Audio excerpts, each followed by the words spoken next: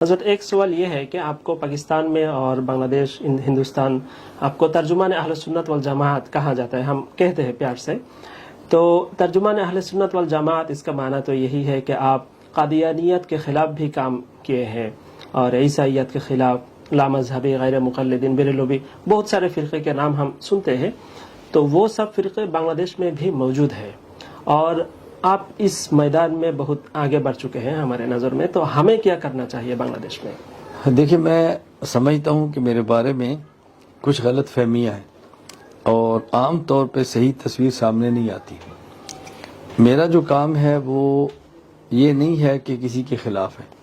میرا کام ہے مثبت. جس طرح آپ نے فرمایا کہ ترجمان اہل سنت والجماعت کہتے ہیں، کوئی ترجمان دیوبند کہتا ہے، کوئی ترجمان حناف کہتا ہے، جو بھی ہے ہر ایک اپنی زبان سے کہتا ہے. لیکن دیکھیں، مجھے جو بھی کوئی لوگ کہتے ہیں اپنے، یا میں اپنے بارے میں کہتا ہوں، تو میری گفتگو مثبت انداز میں زیادہ ہوتی ہے.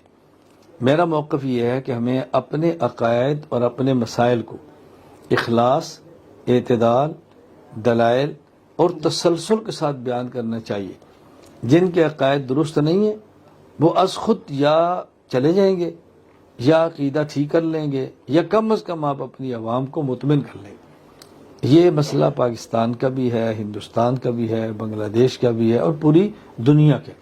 اور میں نے یہاں بھی علماء کرام سے گزارش کی، آج بھی آپ سبق میں بھی تھے تو میں نے اس میں بھی کہا کہ ہمارے علماء کرام کو چاہیے کہ وہ حق بات بیان کریں، اخلاص سے بیان کریں، دلائل سے بیان کریں، اعتدال سے بیان کریں، مسلسل بیان کریں، تو اللہ تعالیٰ نتائج عطا فرمائیں گے. جہاں تک بنگلہ دیش کا تعلق ہے تو میں آپ کی معرفت سے تمام اہل سنت والجماعت حضرات سے، خواتین سے گزارش کروں گا کہ آپ قرآن کریم پڑھیں، ترجمہ پڑھیں، تفسیر پڑھیں، احادیث پڑھیں، اس کی تشریح پڑھیں، عقائد پڑھیں، فقہ پڑھیں. اپنے مسلک اور مذہب کو ضرور پڑھیں. اپنا پڑھیں گے تو انشاءاللہ سے کافی حد تک معاملات بہتر ہو جائیں گے، کافی حد تک بلکہ مکمل بہتر ہو جائیں گے.